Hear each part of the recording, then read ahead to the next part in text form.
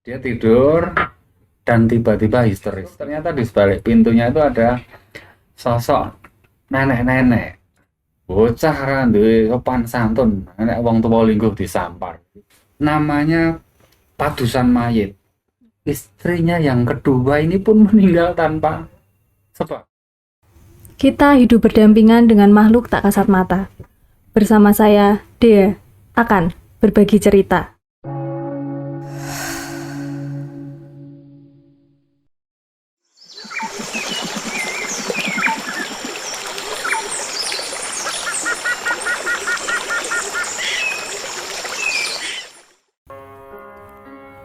Malam ini kita sudah bersama narasumber kita. Selamat malam Om Vin. Malam.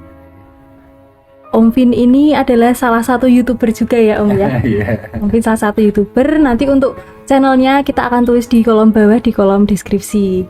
Om Vin apa kabar Om? Alhamdulillah sehat deh. Kesehariannya sekarang ngapain aja nih Om? Kesehariannya masih seperti biasa. Kita bikin ada kegiatan di rumah, home industry. Ada home industry dan juga YouTuber juga ya Om ya. Iya.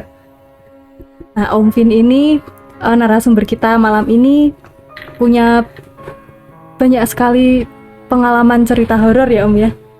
Jadi, Dan katanya nih Om Vin juga bisa merasakan gitu adanya sosok-sosok yang nggak bisa dilihat oleh manusia pada umumnya ya Om ya. kadang-kadang. Katakan.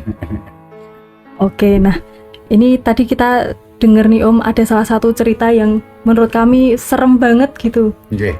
Nah itu bisa minta tolong diceritain nggak Om sama teman-teman di Unfocus? Oke. Nggih.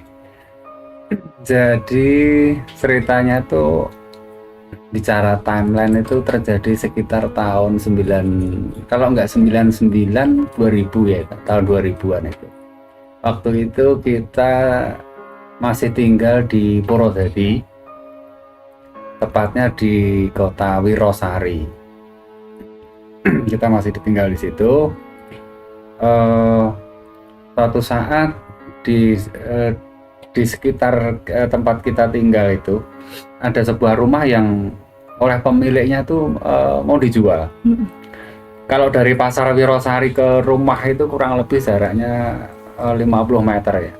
Jadi di kampung Magersari, Jalan Dewi Sartika, Wirosari itu ada rumah yang mau dijual, tapi kayaknya kok dijual tuh susah, kayak nggak laku gitu. Pada suatu saat pemilik rumah itu sempat ketemu dengan saya,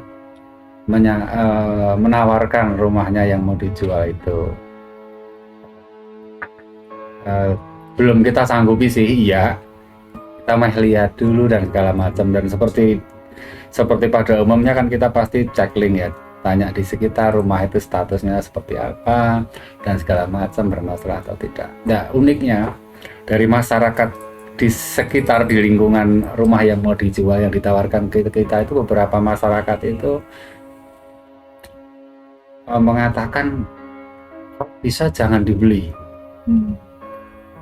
Nah di situ makanya saya penasarannya begini, karena rumah ini termasuk di pusat kota dan bangunannya bangunan permanen. Rumahnya kan lebarnya 6 meter, 6,5, memanjang ke belakang 50 meter, full bangunan. Pada waktu itu ditawarkan murah sekali, sehingga kan ada sesuatu yang membuat kita bertanya-tanya. Ditawarkan cuma 65. Nah itu sedikit menjawab, karena dari masyarakat sekitar yang kita cari informasi itu mengatakan jangan dibeli ya. Rumah itu dulu tanahnya tanah gatel, jadi tanah yang menurut pemahaman mereka tidak baik secara spiritual, yang kita tahu seperti itu. Tapi kita kan ketertarikan kita kan lebih di sisi sisi harga deh. Rumah yang sedemikian permanen tengah di pusat kota, harganya murah, Akhirnya kita mengabaikan semua input masukan dari masyarakat sekitar, kita beli. Awal mulanya dari situ. Dari situ.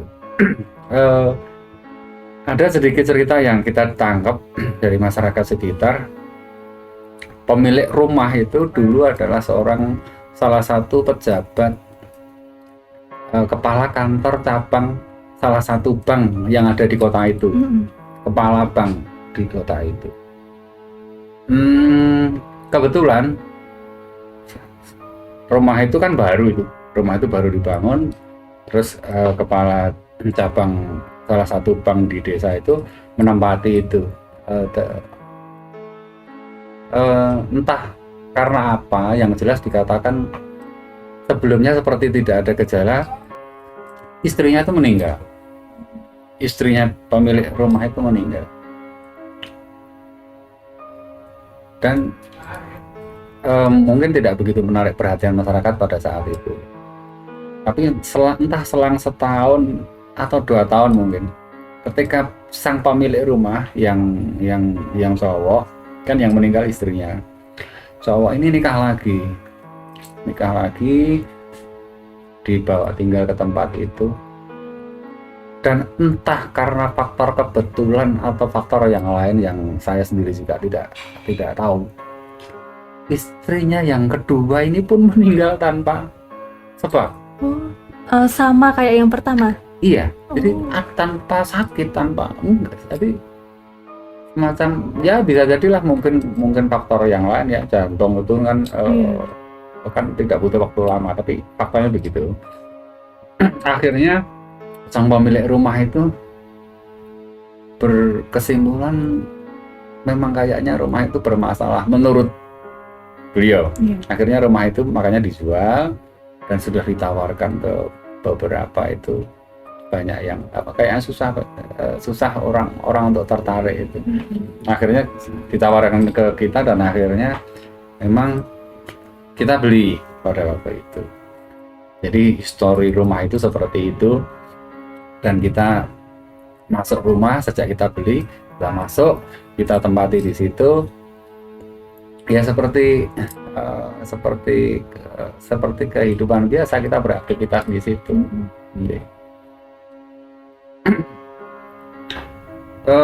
Pada waktu itu anak saya yang gede mungkin masih TK kayaknya, masih TK. Terus adiknya yang kecil tuh mungkin masih sekitar 3 tahun. 3 tahun. Jadi karena kita kehidupan keseharian tuh kita buka toko kelontong di pasar, sehingga nggak ada yang jagain anak toh, sehingga kita mempekerjakan orang khusus untuk momong anak yang kecil di Ferry itu. Kebetulan di rumah ramai orang karena pekerja yang tidur di rumah itu ada 7 orang, 1 cowok dan 6 cewek, termasuk satu cewek yang ngomong anak saya yang kecil si Ferry itu. Iya.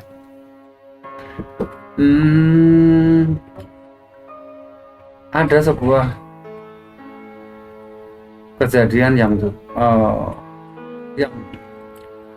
jadi di luar kebiasaan, yang pertama kali sejak kita sekeluarga menempati rumah itu pada suatu malam, persisnya kita lupa, mungkin jam 12 karena kita sudah tidur. Pada suatu malam itu kita bangun semua karena dengar anak-anak yang tidur di belakang itu pada teriak itu. Kita bangun, saya sama istri bangun, keluar kamar menuju ke tempat anak-anak yang teriak itu. Ternyata teriaknya dari dalam kamar kan. Dari dalam kamar ternyata salah satu pekerja yang tidur di tempat kita, yang ngomong anak cowok kita yang ngomong si Ferry, yang satu hari ngomong, ternyata dia tidur dan tiba-tiba saja histeris, tangan kayak kejang, kejang. Tapi bukan kesurupan, nggak, karena dia nggak ngapa-ngapain, cuma nangis, mata terpejam, ini kejang, nangis gitu. Histeris, kenceng nangisnya. Terus kita seperti ya ketika kejadian seperti itu biasa kan yang kita cari biasanya minyak gosok, minyak kayu putih atau apa. Kita leher, dada, punggung, kita burin minyak kayu putih itu sambil dipijit-pijitin karena setelah beberapa saat akhirnya si anak itu tiba-tiba bisa bangun. Setelah dia histeris, dia bangun tapi masih nangis gitu, nangis. Terus setelah kita tanyain ngapain malam-malam, bikin orang satu rumah kaget, dikira ada apa gitu. Si anak ini bercerita, dia akhirnya cerita malam itu ketika dia tidur, dia mimpi seolah-olah dia sedang jalan ke kamar, ke belakang itu, yang buka pintu lemari es, dibuka, ambil minuman di situ. Setelah pintu lemari esnya ditutup, nah itu dia histeris. Begitu pintu lemari es ditutup, ternyata di sebalik pintunya itu ada sosok nenek-nenek. Sosok nenek-nenek yang menurut dia sebenarnya tidak menakutkan, hanya dia histeris saja, Pak. Dia histeris, ketakutan, dan tiba-tiba dia tiba-tiba sadar, terbangun dan sadar. Posisi setelah dikasih minyak kayu putih dan diurut teman-teman itu. Awal mulanya di situ. Terus setelah dia sadar, beberapa saat kan dia bisa tidur lagi. Kita udah tenang, oh tidur, pokoknya mimpi atau mungkin lindur atau apa pikiran kita. Tidur, kita pun saya sama istri juga balik tidur lagi. Pagi bangun, kita juga beraktivitas seperti biasa. Cuman pagi ketika saya sama istri udah di kios di pasar, kita kerja,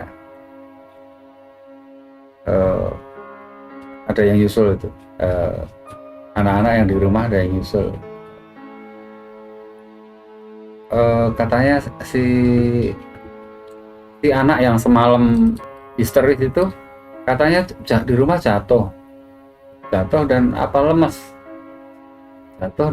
gitu, jadi nggak bisa bangun gitu. Pingsan atau? Oh, nggak pingsan, cuman kak lemes saja. Dan masih sadar dan bisa ngobrol, cuma dia nggak bisa berdiri. Akhirnya saya buruan pulang. Setelah pulang melihat kondisinya itu udah kayak kalau orang Jawa bilang deprok ya, di lantai itu deprok, nggak bisa berdiri. Kita ajak ngobrol itu bisa ngobrol, sadar 100% sadar, dia bisa jawab. Cuma dia ngomong seperti nggak bisa digerakkan, ini nggak bisa untuk berdiri. Ya kan, saya berpikir takut kan. Sempat nanya sih saya, punya sakit jantung atau enggak, boten. Terus akhirnya karena kekhawatiran jangan-jangan karena peristiwa semalam terus dia sakit, akhirnya sama istri si anak ini dibawa ke rumah, ke dokter praktek di sebelah barat kantor Kawedanan itu ada dokter praktek. Itu periksa dokter lama dan akhirnya disimpulkan nggak ada masalah, cuma dianggap capek, mungkin kurang istirahat, dikasih beberapa obat itu dari dokter itu langsung kita antar pulang ke orang tuanya karena kita khawatirnya kalau terjadi apa-apa nih. Kita antar ke orang tuanya. Kita serahkan supaya istirahat dulu, kita pulang. Ya kita udah hampir nggak berpikir macam-macam sih. Cuman mungkin setelah kita antar pulang ke rumah, mungkin jeda antara satu minggu lah mungkin ya, 1 mingguan nih. 1 minggu itu si anak ini datang lagi ke rumah, diantar bapaknya. Bapaknya menyampaikan ini si anaknya ini biar kerja lagi, karena udah sembuh, karena memang di rumah sehat-sehat saja nggak apa-apain. Sehat. Sudah bisa jalan ya, Sudah normal. Dan ketika datang itu kita juga nanya, beneran nih udah mau kerja lagi? Iya, apa namanya, di rumah malah ini malah suntuk gitu. Ya singkat ceritanya akhirnya ya udah kita senang juga karena terus kan si Ferry jadi ada yang ngomong lagi, kita nggak repot kan karena pekerjaan. Oke, kita senang ya udah dan segala macam. Akhirnya bapak si anak ini akhirnya pamit, si anaknya biar bekerja lagi, dipercayakan ke kita. Bapaknya pulang dan kita siap-siap ini mau balik kerja lagi di kios di pasar. Tapi ada hal yang mengejutkan begini. Jadi begitu si bapak ini pulang, anaknya bawa tasnya masuk, tahu-tahu dia udah teriak-teriak lagi di kamarnya, kamar belakang tuh. Si anak itu udah teriak-teriak lagi. Bahkan kita bingung ya. Dia datangin, si anaknya udah deprok lagi, udah nggak bisa berdiri lagi. Itu baru aja ya Om, berarti orang tuanya baru pulang. Oh iya, dia langsung gitu lagi. Gitu lagi. Jadi ya sempat ya, kita ajak ngobrol gitu, udah dia tenang. Saya berpikir ada kayaknya mungkin ada cemas atau ngapain si anak itu ya. Tapi ketika sampai siang masih begitu, masih apa ya? Jadi ketika berusaha bangun, itu jatuh lagi, jatuh lagi begitu sampai siang. Akhirnya saya mulai berpikir kayaknya ini ada yang nggak benar gitu. Kayaknya ini bukan sesuatu yang kasus medis ya. Jadi akhirnya saya putuskan pengen cari tahu lah, artinya ya pengen cari tahu, cuma bingung caranya dengan cara apa ya kalau kita pengen cari tahu tuh. Akhirnya saya memutuskan karena memang benar-benar buta, nggak ada yang saya juga nggak mau tanya ke orang lain kan, harusnya seperti apa, enggak ya. Malam itu sebelum tidur, yang penting yang sebelum tidur itu saya sholat hajat 2 rakaat. Setelah selesai, jadi di sebelah kiri ini tempat tidur yang biasa kita tidur di situ, istri tidur di situ. Di samping tempat tidur itu kita nggelar sajadah itu, sholat 2 rakaat. Habis sholat 2 rakaat kita duduk aja, duduk. Tapi memang mata terpejam. Akhirnya kita coba merenung aja. Akhirnya di dalam posisi duduk merenung itu saya berpikir ini sebenarnya ada apa terhadap anak ini. Artinya ini sebenarnya menjawab kegundahan dan kekhawatiran, termasuk kan jadi nggak enak juga ini anak yang kerja di kita sakit, datangnya sehat, andai kata pulangnya sakit seperti itu, kan kepikiran juga. Akhirnya malam itu lewat jam 12 malam, setelah sholat hajat 2 rakaat, saya masih duduk di tempat yang sama di sajadah itu tanpa bersandar. Saya duduk masa terpejam merenung, bertanya terhadap diri sendiri. Ternyata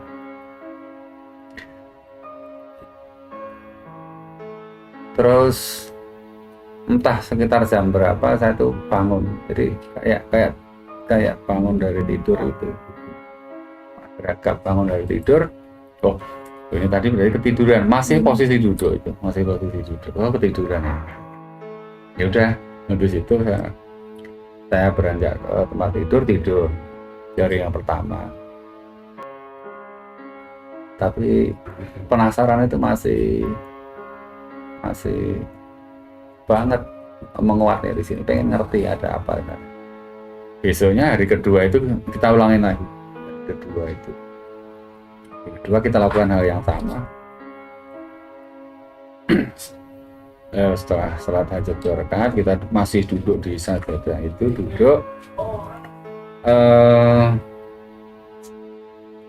dan sampai paginya tidak terjadi apa-apa. Menjelang subuh itu saya juga tiba-tiba terbangun. Oh, ternyata saya sempat tertidur dalam posisi hari kedua itu ya. Hari kedua. Dan masih penasaran ini, masih artinya saya harus cari tahu, maksudnya butuh jawaban ini, nggak bisa begitu. Hari ketiga saya lakukan hal yang sama. Setelah salat hajat 2 rakaat kita duduk di situ. Pada waktu itu dalam hati saya ada unek-unek yang kuat. Saya butuh ngerti ini ada apa di rumah ini. Jadi masih posisi duduk di bawah, mata terpejam gitu. Nah, tiba-tiba seperti bermimpi ya. Tiba-tiba kayak bermimpi berada di satu tempat. Cuman ini semacam seperti cahaya senja ya. Seperti cahaya di senja hari. Jadi ini semacam kayak buletan gini, tepi-tepinya gelap, di tengah ini warnanya seperti suasana senja itu. Tiba-tiba ada sosok nenek yang datang ke saya sambil di tangannya bawa kue segini ya, warnanya merah. Dalam pemahaman saya ini kue yang dibawa ini yang terbuat dari seperti yang dibuat dari ketan warna merah itu. Yang dalamnya biasanya ada gula kacang atau gula merah. Yang biasanya kalau orang Jawa itu buat bancaan itu ya. Jadi ada yang nyebut ini kueku, kalau orang Wirosari nyebut namanya kueku. Iya. Kueku gitu. Itu mau disuapin ke saya.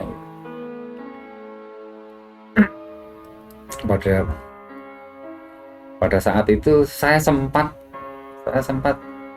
ngomong ke sosok nenek itu.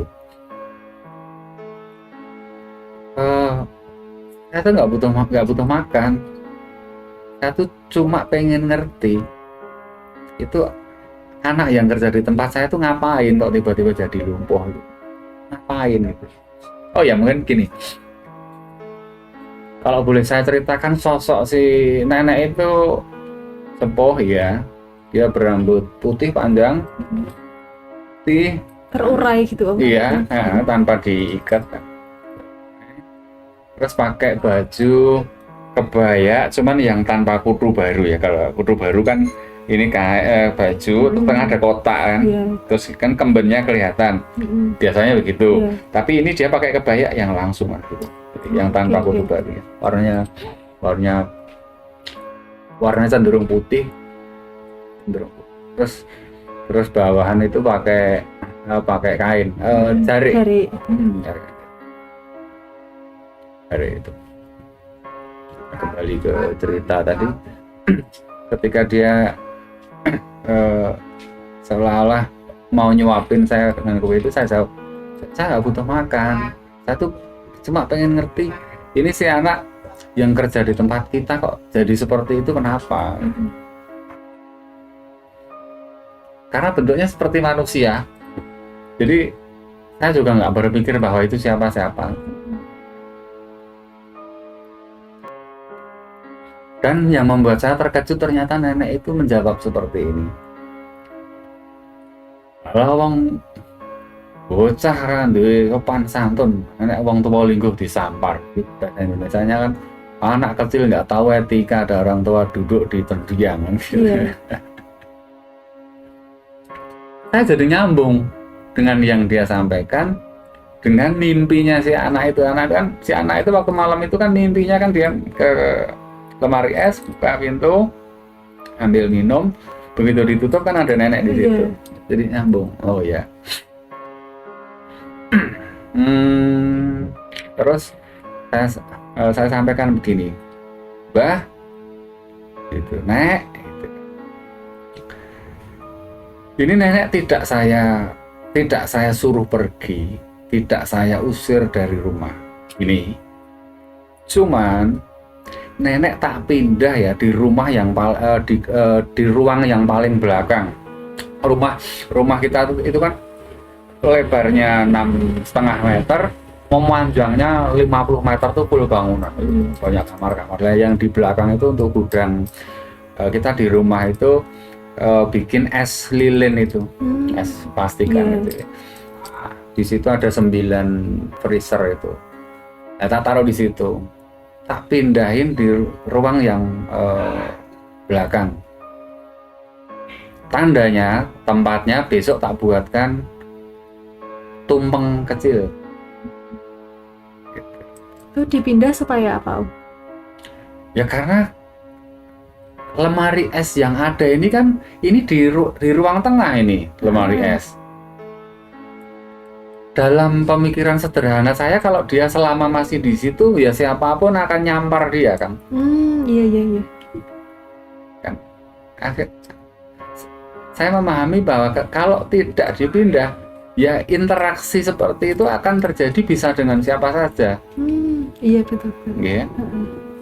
Karena dalam komunikasi itu tidak saya usir, nenek tidak saya usir, cuma saya pindah di ruang yang gudang yang paling ujung, paling belakang. Beliau mengiyakan dan tiba-tiba sadar, artinya bukan sadar. Tiba-tiba besok paginya saya bangun itu ingat, oh ya semalam ngobrol. Gitu. Terus saya minta ke istri, tolong dibuatin tumpeng kecil. Tumpeng apa? Ya tumpeng biasa, kulupan dan segala macam, kasih telur, nanti ujungnya kasih lidi, kasih cabai itu. Gitu. Terus sama istri dibuatkan piring itu. Tak taruh di ruangan paling belakang di gudang es itu. Dan di kemudian hari di tempat yang buat es itu kan ada yang kerja di situ buatin es lilin itu. Setelah dibikinin tumpeng itu sebagai tanda dia si nenek ini tadi saya pindah, yang kerja di situ tuh sering banget ketika mereka lembur sampai menjelang maghrib itu jadi sering banget melihat ada sosok nenek itu di sudut itu. Nah, meskipun tidak mengganggu, tidak, karena yang kerja di tempat kita pun kan orangnya udah berumur ya, jadi mungkin tidak begitu nggak begitu takut, tapi ngerti. Oh ya, dia cerita ke saya. Tapi alhamdulillah sejak ada mimpi itu yang sudah saya isyaratkan untuk saya pindah, saya buatkan tumpeng kecil. Sejak itu si anak yang tadinya sakit, yang ngomong anak cowok saya itu, yang ngomong Ferry itu, sejak itu juga sembuh. Tiba-tiba aja sembuh. Udah nggak lumpuh. Udah normal. Jadi benar-benar normal. Sebelum kita lanjut lagi nih Om, ada cemilan buat menemani ngobrol-ngobrol kita biar agak santai ya Om ya. Oh iya, terima kasih. Sambil minum, monggo Om, boleh. Siap. Oke. Terus ini Om, setelah tadi kan sudah sembuh ya. Terus kelanjutannya gimana Om? setelah setelah cerita beberapa panjang tadi, akhirnya kan sembuh ceritanya si anak itu ya. Akhirnya kita jadi bahkan sudah menganggap kasus ini udah selesai karena si anak ini sembuh dan sudah apa namanya pulih seperti sedia kala, nggak ada keluhan. Nah, cuma problemnya itu ceritanya itu ada suami istri nih. Jadi kan nenek perempuan itu. Iya. Terus ternyata suami istri, ada mbah kakungnya juga di situ. Sepasang. Pasang. Nah, problemnya di situ. Jadi si mbah kakungnya itu jadi sering nemuin, tiba-tiba muncul, ngajakin ngobrol, jadi seperti itu. Tapi so far nggak masalah dan tidak mengganggu. Itu timeline-nya kan sekitar tahun 99 sampai tahun 2000 ya dia. Jadi setelah tahun 2001 kita sekeluarga pindah ke kota Solo.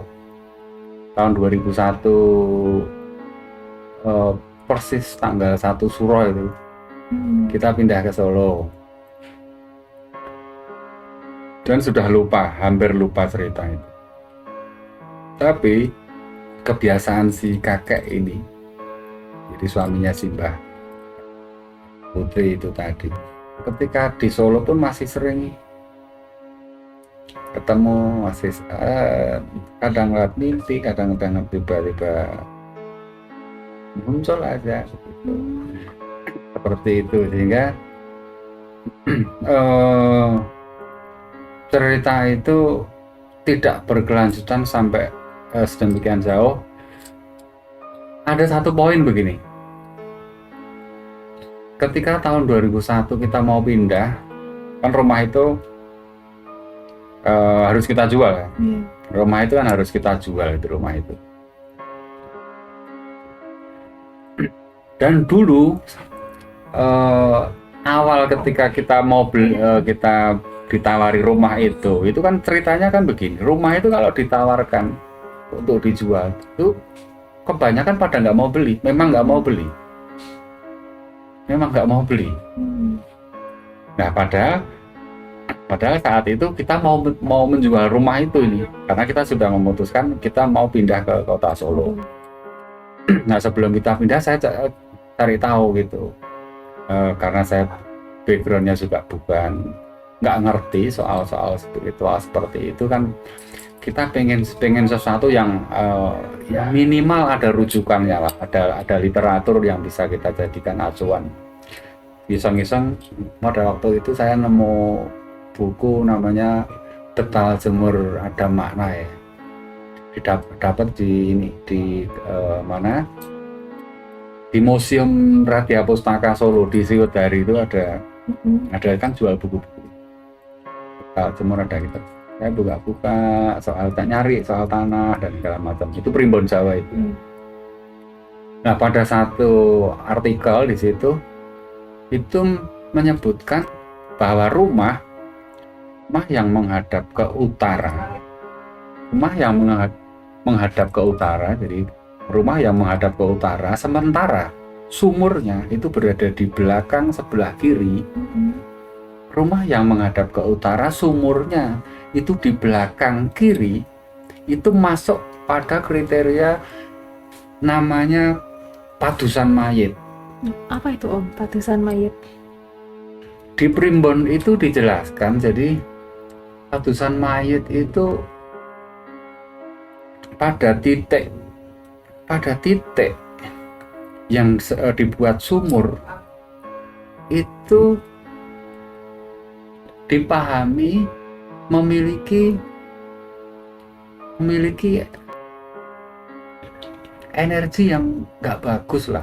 Itu kata primbon ya. Kata buku bukan kata saya, jadi karena saya nggak paham. Di buku itu ditulis rumah dengan kriteria padusan mayat, sumurnya di titik yang dibuat sumur itu punya energi yang nggak bagus. Padahal sumur itu adalah sebuah simbol kehidupan untuk minum, masak, mandi dan segala macam. Sehingga ketika sumur yang notabene adalah sumber kehidupan tapi berada atau terletak di posisi yang secara energi dianggap kurang bagus, sehingga akan berdampak negatif juga kan. Berdampak itu ada titik terang berarti di situ. Oh, artinya memang rumah ini menurut literatur yang saya baca memang by design dia nggak bagus. Akhirnya saya simpulkan begini, karena di sumur itu energinya nggak bagus, akhirnya saya balik pola energi yang ada di rumah itu, sehingga sumur itu atasnya saya tutup cor blok yang bulat itu. Kan sumurnya terbuat dari base ini, saya kasih cor blok bulat, tutupkan. Di samping itu kita buat lubang, air dari kamar mandi, air dari kita cucian, air dari tempat dari dapur, itu semua kita buang ke situ. Semua yang sifatnya kotor itu kita buang ke situ. Sedangkan untuk menggantikan kebutuhan airnya, waktu itu saya pasang pump ledeng ya, pasang pump, dan saya masukkan dari arah yang benar menurut literasi. Karena daripada tidak ada panduan sama sekali, ini ada panduan, entah hasilnya seperti apa, benar atau enggak, saya pakai. Dan alhamdulillah rumah itu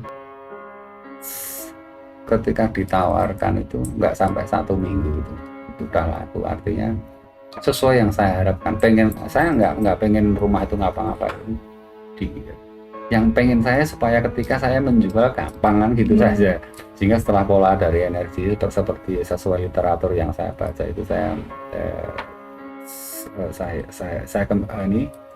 saya kembalikan pada kondisi proporsional. Itu akhirnya dalam waktu 1 minggu rumah itu terjual dan selesai. Meskipun selesainya gandul karena sudah tidak ada masalah lagi. Cuman sampai ketika saya pindah di Solo, sosok 2 orang, Mbah Putri dan Mbah Kako itu masih sering muncul. Masih ngikut, ya masih ngikut. Tapi ada komunikasi nggak, kok ikut kenapa gitu? Secara eksplisit tidak pernah ada komunikasi yang mengarah ke situ. Cuman mungkin dia senang juga ketika ada orang yang bisa ngajak ngobrol mungkin ya. Mungkin begitu, sehingga bentuk interaksi selanjutnya itu adalah ya hanya sekedar menyapa, ngobrol. Kadang-kadang kalau kan di atas garasi itu ada kamar, itu sebagai ruang kerja saya. Di situ ada komputer, ada tempat tidur. Setiap hari aktivitas pekerjaan saya di situ. Sering, jadi kalau posisi kerja itu menyapa. Gitu. Sebatas itu interaksinya, tidak ada yang lain. Jadi selesai sejak nenek itu dipindah, itu tidak ada efek negatif yang muncul ke kita, dan masalahnya juga sudah selesai. Bahkan sampai ketika kita pindah di Solo, yang notabene sepasang kakek nenek ini ikut pun juga tidak pernah memberikan dampak buruk ke kita sampai sekarang. Tadi kan Om Vin sempat bilang ya Om, katanya Mbah sempat datang. Nah itu ada di mana Om tadi Om? Kalau Om mau cerita. Iya. Soalnya tadi Om Vin sempat diem ya. Sempat diem. Ini kok ini sebelah kiri. Oh. Tapi masih ada Om? Sudah. Oh udah nggak ada ya? Gitu kan. Oke Om, terima kasih udah mau memenuhi panggilan kita buat cerita di Unfocus ya Om. Yeah. Semoga lancar terus YouTube-nya, usahanya di Terima rumah kasih juga. banyak. Semoga sehat selalu juga ya Om. Terima kasih. Jangan kapok Oh, buat iya. datang di Unfocus. Nanti kita bakal mengundang Om Vin lagi karena Om Vin kan punya banyak banget cerita. Iya, siap. Untuk teman-teman yang memiliki cerita horor dan pengalaman-pengalaman horor, silakan untuk menuliskan di bawah di kolom komentar. Jangan lupa untuk di like dan subscribe, dan jangan lupa untuk nyalakan notifikasinya. Di sini kita berbagi cerita dan pengalaman, tetap waspada, mereka ada di sekitar kita. Tetap di Unfocus.